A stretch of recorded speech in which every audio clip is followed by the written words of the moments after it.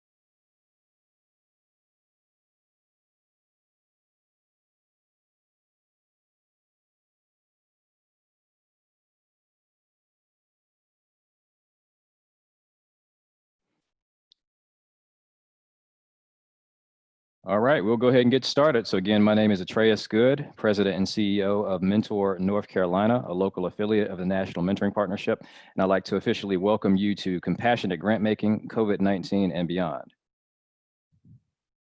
Next slide, please.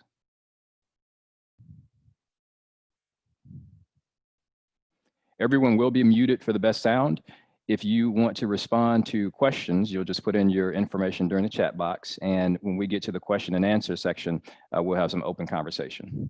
And after this webinar, a week later, you'll receive the instructions on how to access the recording and slides. Next slide, please. So the purpose of this webinar, so we want to explore the trends that are surfacing across the philanthropic sector due to COVID-19, discussing how funders can best support nonprofits and essentially capture some lessons about philanthropic equity that can be carried into the future. Next slide, please. Our facilitator for today's conversation is Paul Schmitz, CEO of Leading Inside Out and Senior Advisor to the Collective Impact Forum. Next slide, please. And you will also hear from David Shapiro, CEO of Mentor, the National Mentoring Partnership, Donna Dunlap, CEO of Big Brothers Big Sisters of Central Carolinas, Leslie Ann Jackson, Vice President of Community Investment and Engagement for the North Carolina Community Foundation, and Charles Thomas, Charlotte Program Director of the Knight Foundation. And so to get us started, it is my pleasure to introduce you to Paul Schmitz, who will lead us in today's conversation.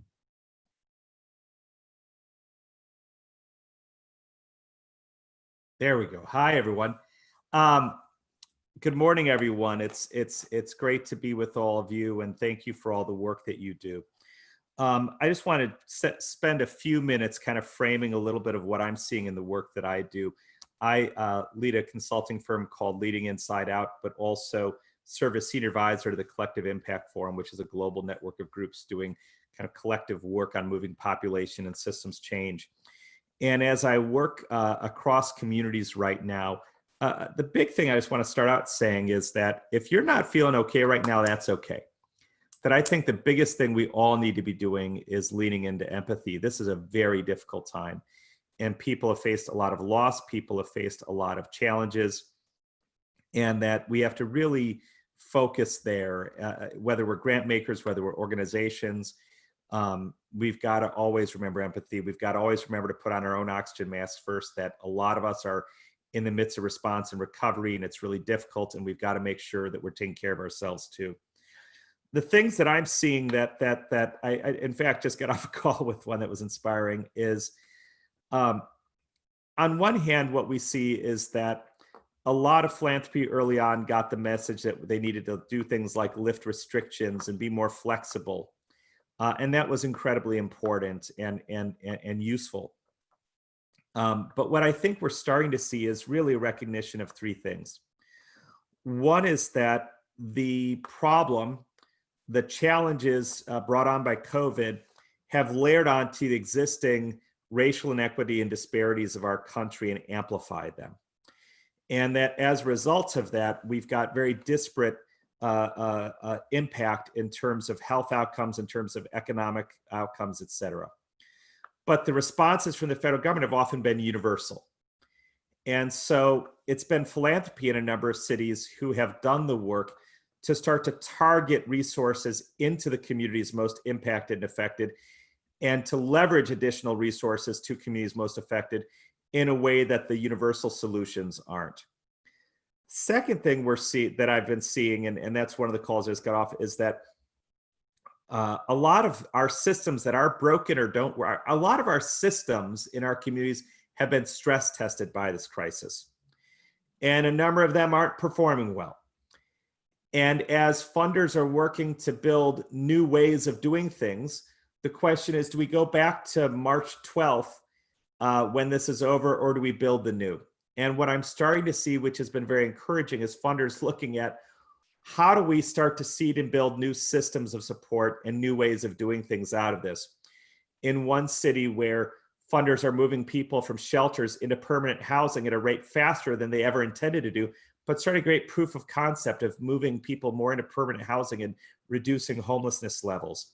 I just got off a call with a community where they were doing food systems reform and building this whole new back-end system and getting all the groups to collaborate in a way they never have before. And philanthropy is driving that because the federal funding restrictions are preventing that. And so philanthropy is introducing ways of producing system change and getting around some of the log jams within government support. And the third thing I just want to kind of bring up is that in the midst of the emergency response and the need for things like food, shelter, education, other kinds of support, we can lose sight of the fact that there's a nonprofit civic infrastructure in our country that produces a lot of public good and a lot of things that are of value to our communities, but might not be happening in the emergency response. And we run the risk in directing all of our resources there that a lot of those organizations don't make it. And how do we make sure we don't lose our civic infrastructure in communities?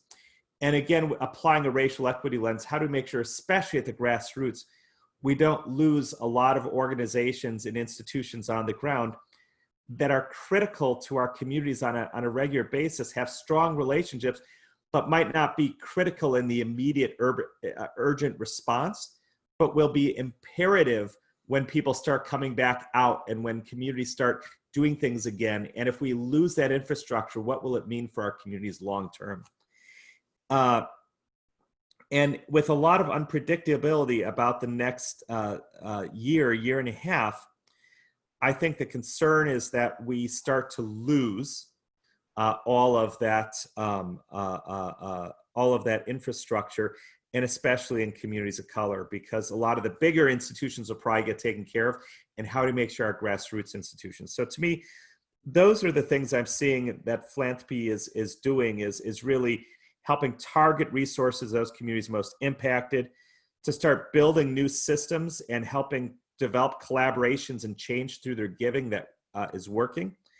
And the third is protecting and holding up and making sure we don't lose the critical civic infrastructure that's so important to our communities. And so those are some thoughts and some trends that I'm seeing that I wanted to open with framing. And now we're going to hear from some of our guests. And Atreus, should I be introducing them, or are you going to introduce? You can do a brief introduction, that's fine. Great. Well, I guess we'll start out. And first we have Charles Thomas from the Knight Foundation. Would love to hear how the Knight Foundation is addressed, which is such an important and often innovative grant maker, how you're addressing grant making during this crisis and how you guys are thinking about this work. Great. Happy to share. Thank you so much, Paul. So again, I'm Charles Thomas. I'm the program director for Knight Foundation based in Charlotte. We are a national foundation headquartered in Miami, and we make investments in 26 cities throughout the country. Program areas include focused on journalism investments, arts, and civic and community engagement. And that's my primary focus in Charlotte, is focused on community development in a neighborhood called the historic West End, historically African-American community that's going through rapid change and gentrification around our historically Black university, Johnson C. Smith University. And Paul, how you kind of frame this conversation is definitely on point. For us during COVID-19, it started with emergency response, or it has been with emergency response. And so we deployed $500,000 to our local COVID-19 fund and over $10 million across the country. And now we're looking at, some of the things that you brought up, and some things that we were looking at prior, which is how do we support resident-led efforts in our Knight cities and our Knight communities. And so I'll talk primarily in Charlotte, and happy to talk nationally if needed. But with our work, we're focused again on supporting residents being a part of the development of the historic West End. And so to your third point about building that civic infrastructure, I'm excited to say that we have investments in grassroots led organizations that are working in the historic West End. But it is critical that not only Knight Foundation, but other philanthropy continues to see them as being on the front lines and key in some cases have been key first, first emergency responders in their own right. And so I am excited about our investments, but I'm a little concerned going into 2021 about how philanthropy locally in Charlotte, maybe throughout the state, continues to look at these organizations and continues to look at funding them. We're also looking at how organizations are adapting during this time. This has been, incredibly disruptive from a health perspective, economically, but from a technological perspective as well. One of the challenges in the district is, the digital divide. So there's, for those that have access to the internet, it's been an interesting opportunity for people working remotely, but for those that don't have the internet, it has revealed a system of where, particularly kids that are learning remotely, where we're seeing in Charlotte and in the historic West End, where there's a large percentage of folks that do not have access to the internet. So that is an area that I'm interested in seeing, more innovation and philanthropy to support closing the digital divide, because again, this is a disruption that has occurred now, but we're not going to go back to where we were pre-March 12th or pre-COVID. And it's critical that we look at not only that we look at systems, that we look at also at technology. And so for us at Knight, we are looking at how cities are adopting new technology, in particular around smart cities, and making sure that residents are participating in that. And so not that they're buying the latest, coolest gadgets and deploying them, but that they're actually taking, resident concerns into account. So thinking about digital divide, privacy, things of that nature. And so those are a few ways that we've been looking at it from the community development, civic engagement side of our work, and excited to be a part of this conversation. Great. Thank you so much, Charles. Next, we're going to hear from Leslie Ann Jackson at the North Carolina Community Foundation. And of course, community foundations play such a central leadership and role in communities, and interested in both how your donor advised funds and donors are thinking about this, but also how you as a foundation are thinking about directing that. Thank you, Paul. So first, I want to thank you for including me in this really important conversation. I appreciate the opportunity and appreciate the work of mentoring programs everywhere. Before I joined the foundation, I worked in child mental health, so I really value this work tremendously, both personally and professionally. I just want to start with a quick introduction about the North Carolina Community Foundation for those of you who we may be meeting for the first time. I think we have a slide that will show a map of the area where we work. We are the only statewide community foundation in North Carolina. So we serve state primarily through a network of 53 affiliate foundations in all of the counties that you see shaded there. Each of those foundations has their own board, their own funds, their own grant making opportunities. We also have staff who live and work all over the state. Altogether, beyond those funds, we have about 1,500 funds. That includes also some scholarship funds, agency endowments for nonprofits, and of course, those donor advised funds that you mentioned. We have some special programs. We've have a disaster relief fund that we have used in hurricanes in the past, some giving circles. We have an endowment that's dedicated to Eastern North Carolina. All of these things are important all the time and now. Every year we do about $15 million in total in our grant making, and the majority of that, again, comes from those donor advised funds, which I'll talk more about. We can go to the next slide. As I mentioned, we have a disaster relief fund, which we've used for hurricanes. It just didn't seem the best fit for us for this response, primarily for two reasons. One, the disaster relief fund that we typically operate is funded primarily from public dollars. And when the crisis initially happened, we just didn't feel like it was the right time to ask the public for additional dollars. And we also didn't want to compete with nonprofits who we knew were seeking funds during that time. So know that others have done that type of fundraising. It just didn't feel like it was the thing that we wanted to do.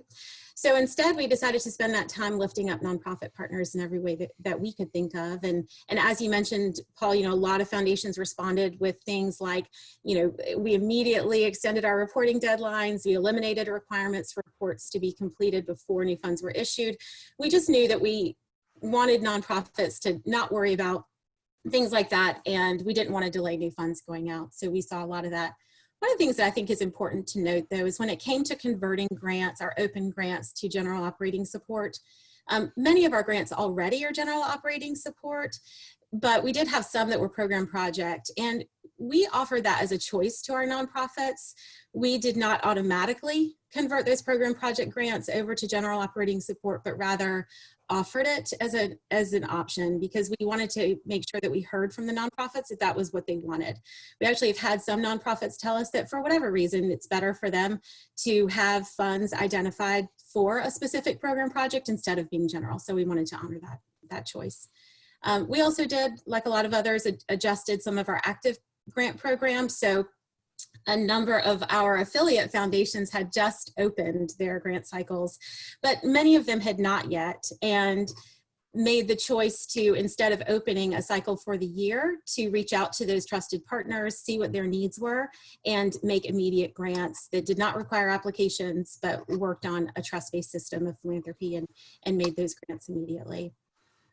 One of the spaces that I think was really unique for us, and that we valued the opportunity to make a difference for nonprofits, was really that outreach to those donor advised funds. So we went to them with our message of, we are doing our disaster relief right now. We're lifting up nonprofits, and we put it on the webpage, and we sent a direct message to them. And beyond general operating support, which we encouraged for them as well, we wanted them to give directly to nonprofits.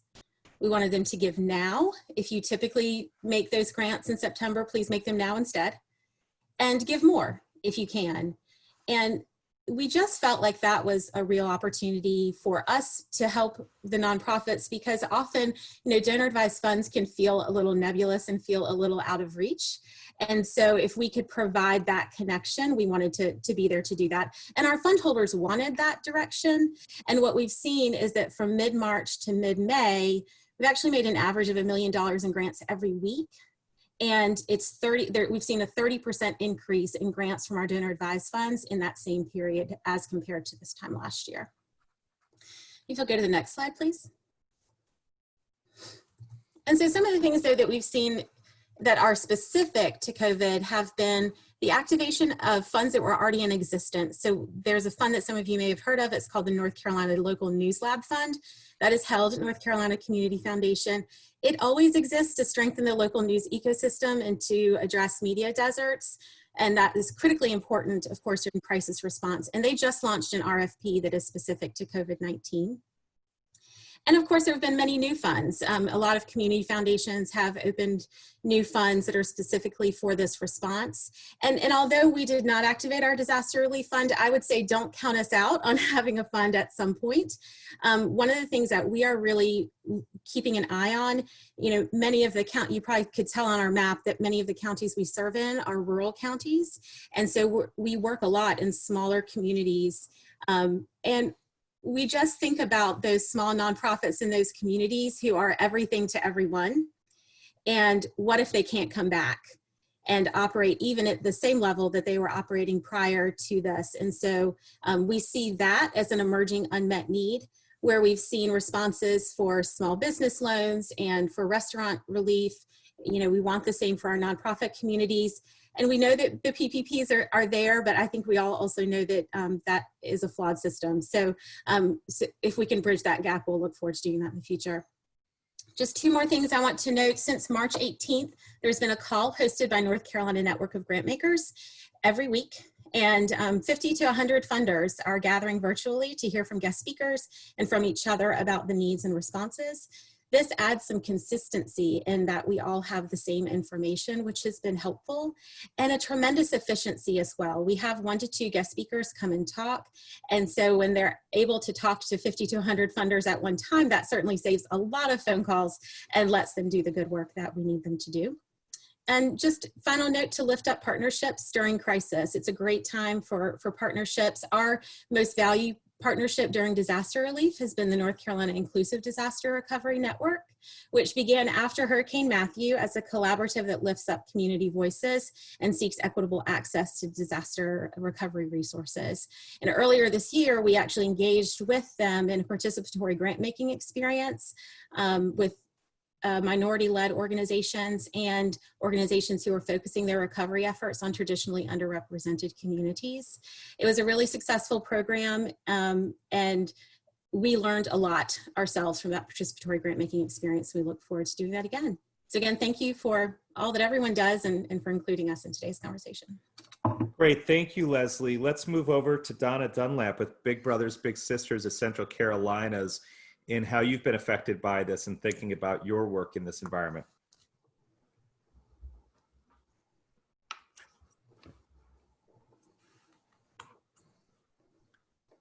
Donna, you're still muted.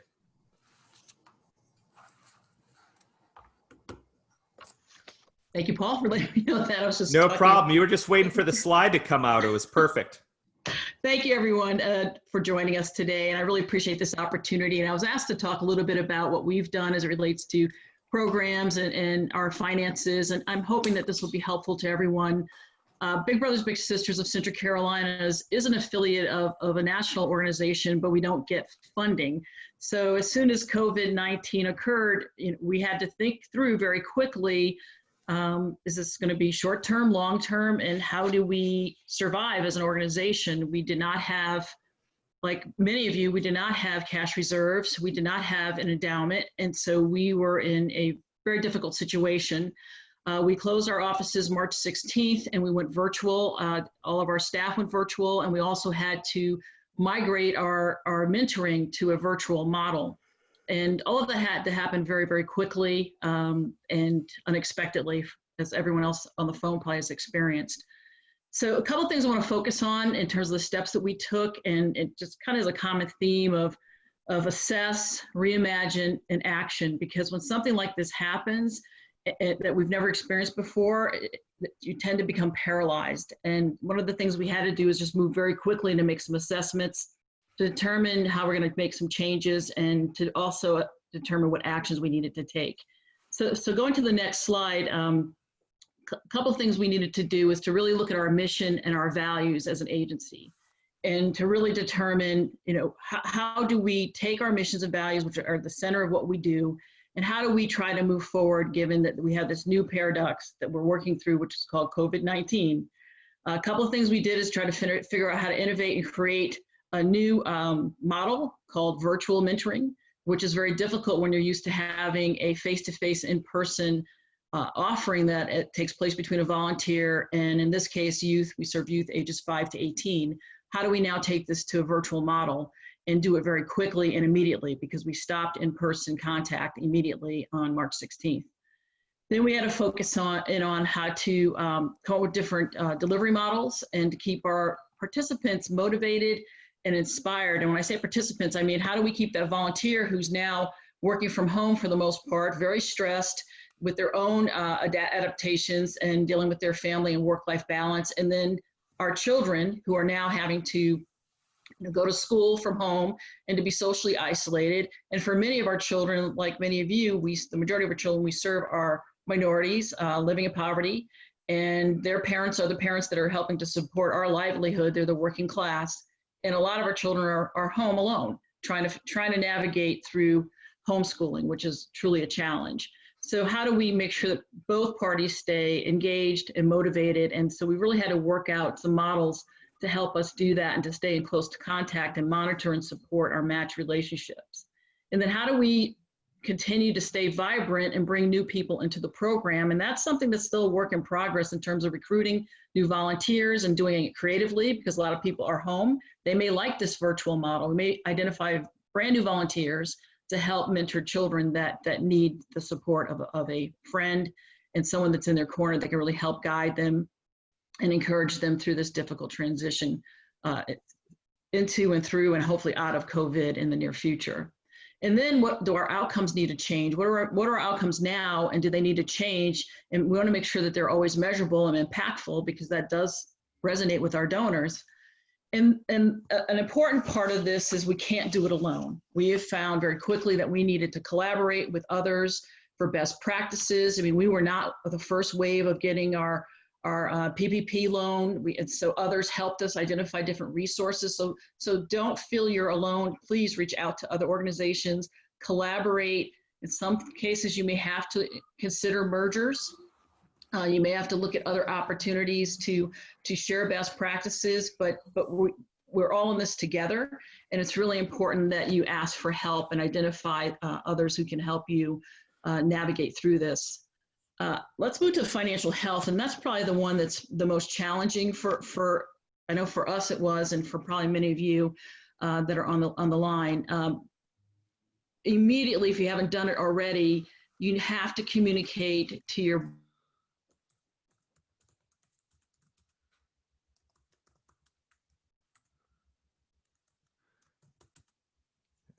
Donna looks like is frozen for a moment. Hopefully she's coming back. I don't know if that's my computer or just hers. Yes.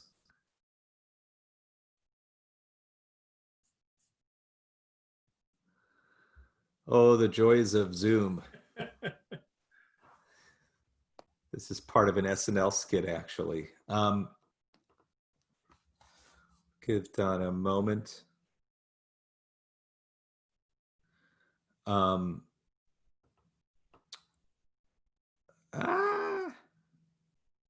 So I'm going to suggest we move forward, and we can come back to Donna, and it looks like she's carved out. I'm going to go to David, our fearless leader here, and some of what you're thinking about as you look at the mentoring network. Yeah, thanks, Paul. And as soon as Donna comes back, she was just on a little topic like financial health, so we'll get her right back on. I'm sure that's mostly what people want to hear. No money, no mission. So we'll get back to Donna. And as soon as you guys see her break back in, I can pause and come back. Yeah, I mean, I think, first of all, Charles, Leslie Ann, thank you so much for your example of sort of innovative and responsive and proximate philanthropic leadership, and Atreus for his leadership of our local affiliate. This is a relatively new affiliate, so to have, almost 50 people on this call in this moment leaning on each other, that's why we believe that basically national is somewhat irrelevant, important but irrelevant. We can set the table, we can grease the wheels, we can create efficiencies, but movements, fields, they are held locally. And they can only be culturally responsive and geographically responsive to issues when they're held by community. And when they are proximate. So it's of enormous pride to have a local affiliate in North Carolina so well run by Atreus and his crew. And Paul, thanks for I noted that as soon as something broke down, you named me as our fearless leader, but I think you're our fearless leader. But I would tell you that from the mentoring field standpoint, I mean, obviously all of these issues were important. I mean, one of the things we wanted to do nationally is lean on two things. One, we leaned on partners who had been in the virtual space. I Could Be and Cricket Together, which allowed us to make their platforms available for free so that people could preserve social capital and relationships that they already had with young people. We knew that everyone was about to scatter to their corners because of the physical guidance we were getting from a public health perspective, and that young people facing the most challenging circumstances at home, which doesn't mean a lack of love. It just means folks that are working, folks that are trying to get through the next hour, now folks that are trying to get through the next minute, and folks that are trying to navigate to resources like laptops and Wi-Fi and food, who were spending all of their energy doing that, that young people were going to be left to kind of figure it out. And if they were already fortunate enough to have relationships when all other purpose and belonging might have been ripped out from underneath them, that dance troupe at school, the next thing they were looking forward to, they were going to need to lean on those relationships. So we had to make sure mentoring programs could deliver and deliver responsibly. And we had to listen to them and their affiliates who were with bright sort of, shining lights telling us, we want to preserve these relationships. We're not sure how.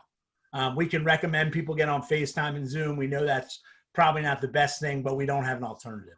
And we just want to preserve social capital in this time. So that was kind of job number one. And then just listening to our affiliates and what they were hearing locally and supporting them and holding their local communities together. I think there is a larger point to be made here. One that I think philanthropy has been a bit allergic to, sometimes cosmetically, which is the lack of wanting to invest in human beings.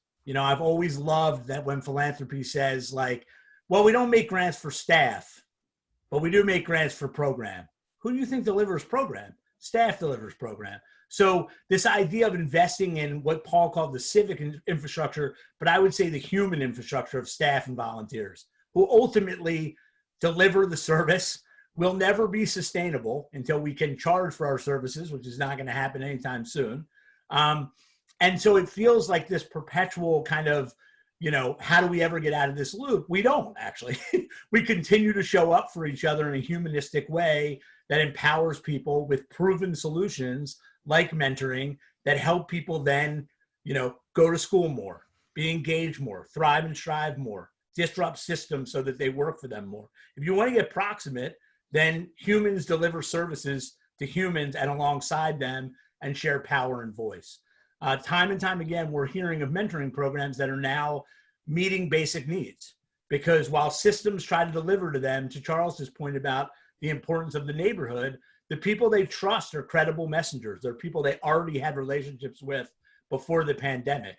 And so mentors and mentoring programs are this absolute army of credible messengers who have already been partnered with folks under distress and folks who are facing the most. And they hear their voices in a way that I would argue others are not hearing. The system can hear, and often philanthropy can hear. And so I just feel like we need to be making that argument loud and clear about investment in proximity, investing in human-centered solutions, because technology may be helping us with meetings like this. Hey, Donna. No, you're great. You're muted. You're muted. Apologize, my network totally crashed. You froze with a pretty good expression. It wasn't one of those like panic expressions. I'm gonna finish one sentence and then if it's okay with Paul, we'll go back to you. And then if he wants me to come back, I will. But otherwise, we can go somewhere else. But I would just say you need to be making the argument about how proximate mentoring programs are, that they're hearing about the systemic breakdowns, that they are a huge part of recovery and reinvention of the world we want this to be. And that, in order for people to navigate to food and to computers and to Wi-Fi and the basic needs that folks are so focused on in response, they often need human capital alongside them. What happens to the first-gen college student who just got sort of the rug pulled out from under them 24 hours to get off campus, who didn't have a member of their family go to college before to lean on to think about that experience, or the person who thought they'd have a job in the fall who didn't. It's going to be relationships and social capital that gets them through these times. And so I think there's never been a better time to make the argument, but it's a hard argument to make because people are so focused on the basic needs, the hard things, instead of the human-centered solutions, which is the argument we got to keep making, are not more important, but one is empty without the other, would be my argument. They're complementary to each other, and one doesn't work without the other. It's like trying to bake bread without yeast. Donna, you want to go ahead and go back to where you were? I have no idea where I fell off. I was talking to myself for about a good minute. You were on the financial health, and you were pretty towards the beginning of financial health and doing a great job, I think. Okay, real quickly, because I apologize again. I've never had that problem before, of course, when I speak.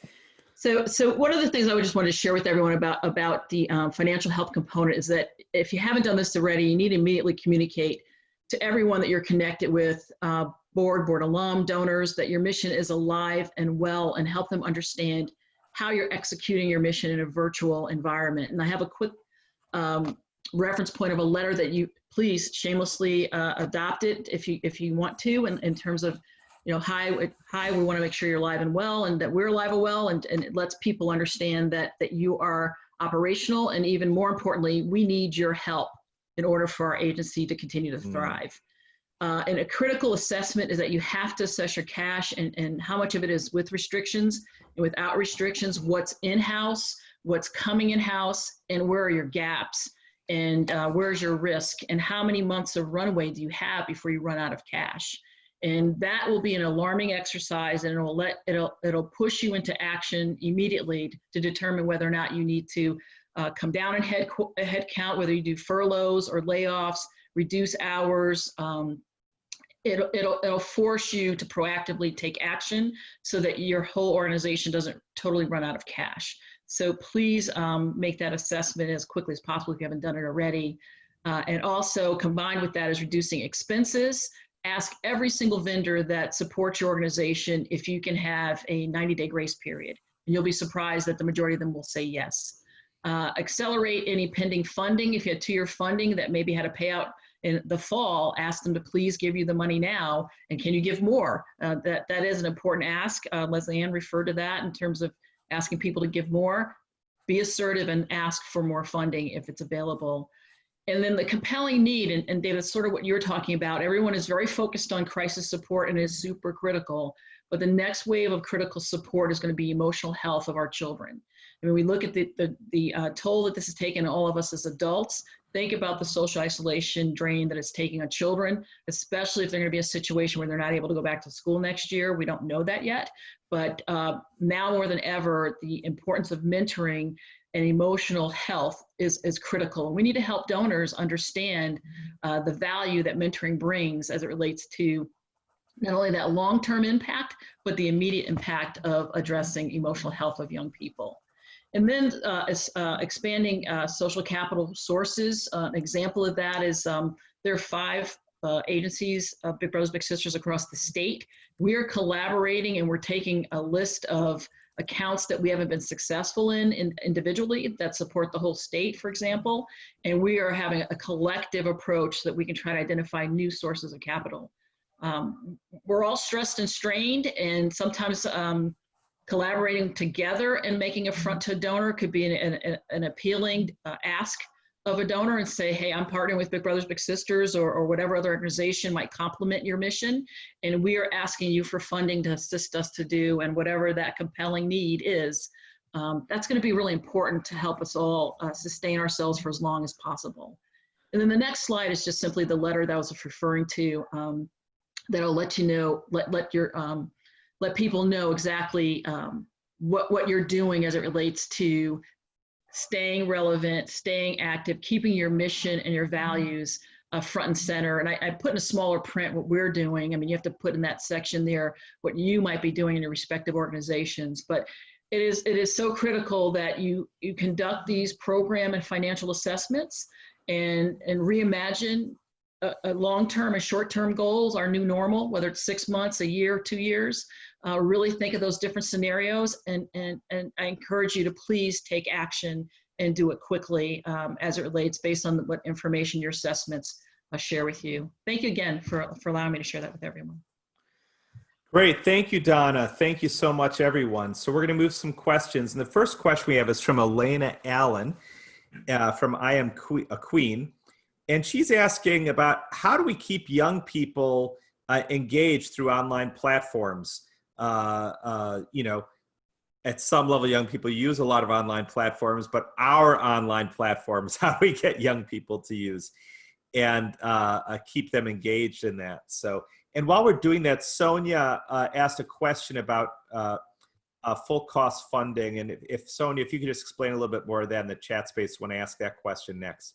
But let's go to the how to keep young people engaged through online platforms. Would love to maybe start with Donna or David if you've got any thoughts on that. Yeah, I mean, the challenge is a lot of our young people may not have the technology, and if they do, if the schools provide the technology, that technology may have to be turned back into the schools. I mean, we're having to use, you know, reliable the phone and FaceTime and making phone calls. We've actually have been very successful with providing online games to the children and telephone games. They're playing telephone games. They're trying to stay connected through the phone, which we know every child has, but it's challenging because not every child has the same access to technology, and come the end of the school year, that may change even more dramatically. So we're continuing trying to find creative ways to do that. But right now, the phone and phone games and phone apps seems to be something that everyone has access to, including our young people. And we're having to work through that vehicle to stay connected. And I would just say, I mean, there's a number of sort of tips and resources on mentoring.org around, you know, how to communicate, what to do. I think there are a couple different things. There's frequency of contact, which I think a lot of young people are really used to just saying okay all the time. I have all these text strings with my mentee where he just says K over and over and over again, and I write these long essays. Those are kind of frequency welfare checks that he's used to. That's what he does with his buddies. Like, they just say they're okay. And then there's times when I'm like, dude, I really want to get on and have a conversation. And a lot of that is about preparing young people. I think the number one thing we do about human contact in general is there's not a lot of intentionality, and there's a lot of cultural bias in our assumptions, even culturally as adults versus kids, about like a kid's lying in bed talking to you on Zoom, and you're sort of like, why are you lying in bed? Well, I mean, that might be the only place he knows to go. Also, that might be fine for him. Like, that lying in bed, no one told him when you get on a Zoom, you should be sitting up and you should be in bright light. And so a lot of it, I just think, is about norms, discussing what works for them, discussing what works for you. And I think also, and we had this panel on interacting with young people during the pandemic, and a young woman from San Francisco that we had on, Grace, she said, like, adults act constantly like, how can I help you? Whereas, like, we're seeing the pain of adults. Like, we want to help as well. And less of the questions are coming our way about, what do we see? What do we want to make different in the world? So I think there's also a way to say, like, can you bring to our next conversation some of your ideas around what you're seeing? And so I just think the same shared power, shared accountability dynamic. Again, all of this depends on age and development. Great. Is helpful. And I know technology is a challenge in some of the rural areas. One of the things I've had to do with my little sister is actually send some things to her. So I sent her a book and some puzzles and some other things that we could talk about on the phone, and it has been really helpful. And if they don't have the technology resources to be able to go online, then have that book and make that phone call and be able to talk about, okay, tell me about this dog tell me about it. This is what we actually did. So tell me about a Chihuahua, everything you know about a Chihuahua. Is that a healthy dog? Is that a robust, tell me, is it a dog that barks a lot? So based on the age group, you have to find creative ways. And this I saw in the chat room, based on circumstances of what's available to them, where it's rural or they have all technology, you just have to be adaptable. So we've got more questions coming in. I'm going to try and move us to as many of these as we can. The first one came from Sonia about, as David said, no money, no mission, and donors who focus on funding programs, not staff. And wondering if this public health crisis will move people more towards full cost funding of programs, which is defined. It's funny, I brought it up on my phone. I had to Google it to make sure I had the definition right. And then Atreus, it looks like, put up the same, but it includes, it's funding that basically looks at the entire cost for nonprofits to deliver on mission and outcomes, and not separating out into programs and overhead, but really looking at what does it really cost to do. And Sonia also added that it honestly assesses the full cost of organizations to deliver on their missions and to be more sustainable. Too often nonprofits, especially smaller ones, adopt a paucity mentality when designing budgets and asking for money. One thing that comes to mind is funders' reluctance to fund overhead and not helping organizations build up operational reserves, pay staff market wages, and offer benefits on par with private sector, et cetera. So as funders, are you thinking at all about kind of shifting how grant making coming out of this? And would love to hear Charles and Leslie, if those conversations, if you're seeing those conversations at all in philanthropy right now.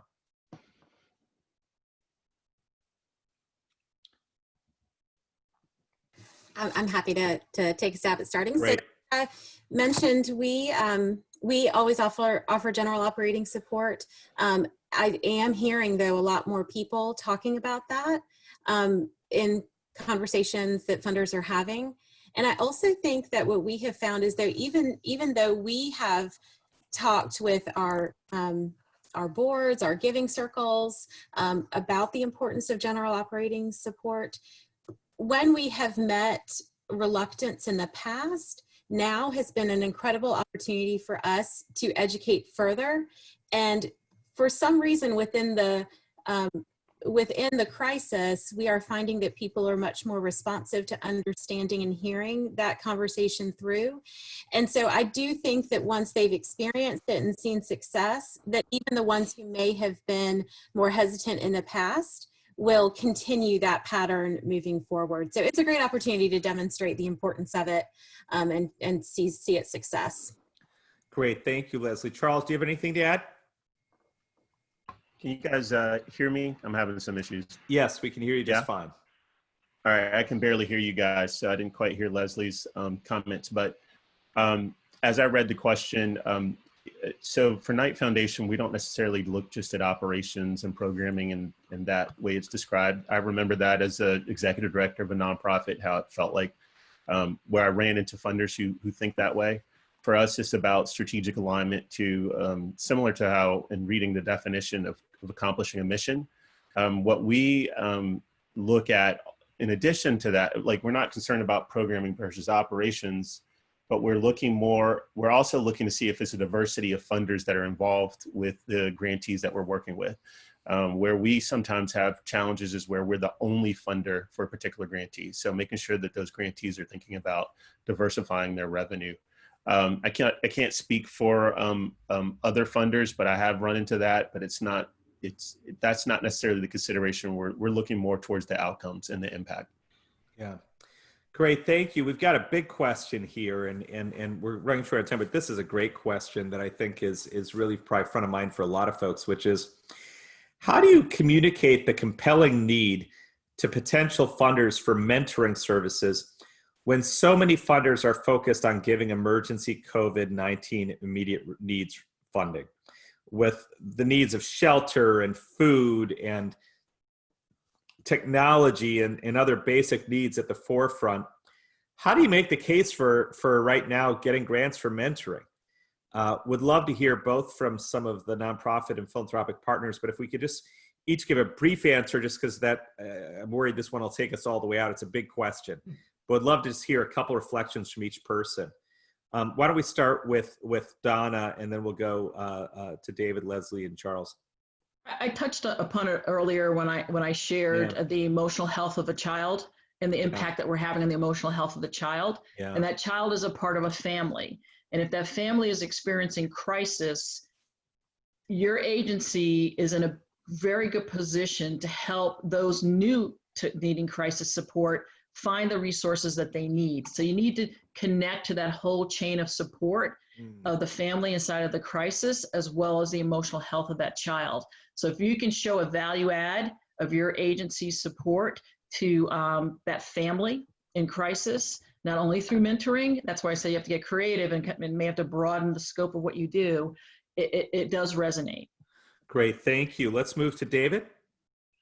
Yeah, You know, I'd say similar to what Donna said. I mean, I always tell this old adage of someone once asked me, mentoring programs are always asking, where do I find mentoring funding? And I sort of said, there isn't mentoring funding.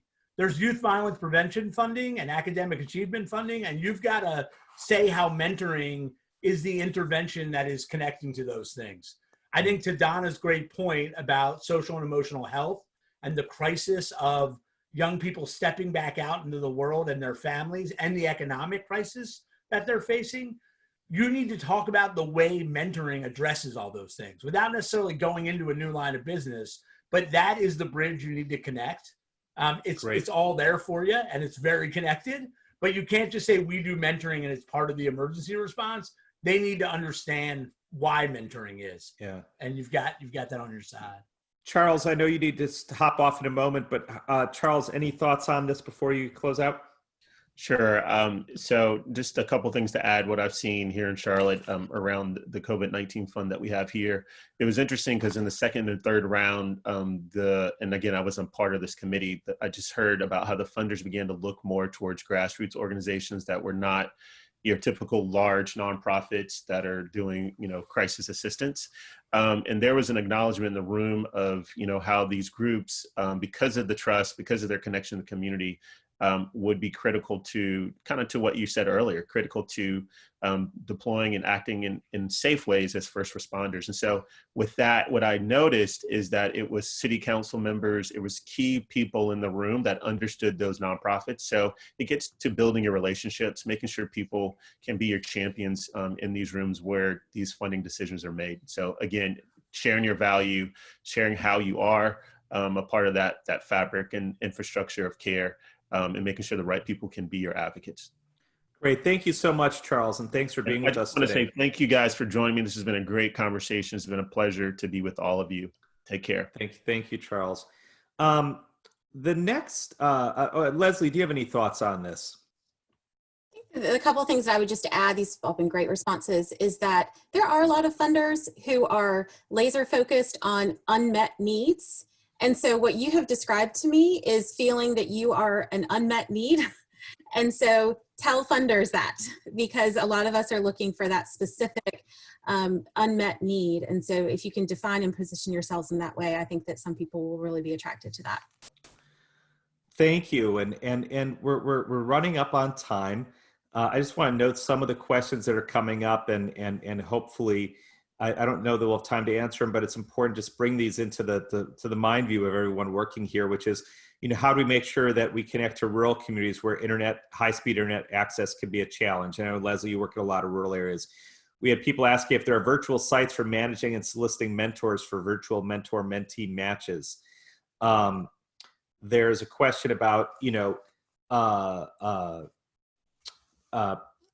DeWarren just asked if people could share their perspectives.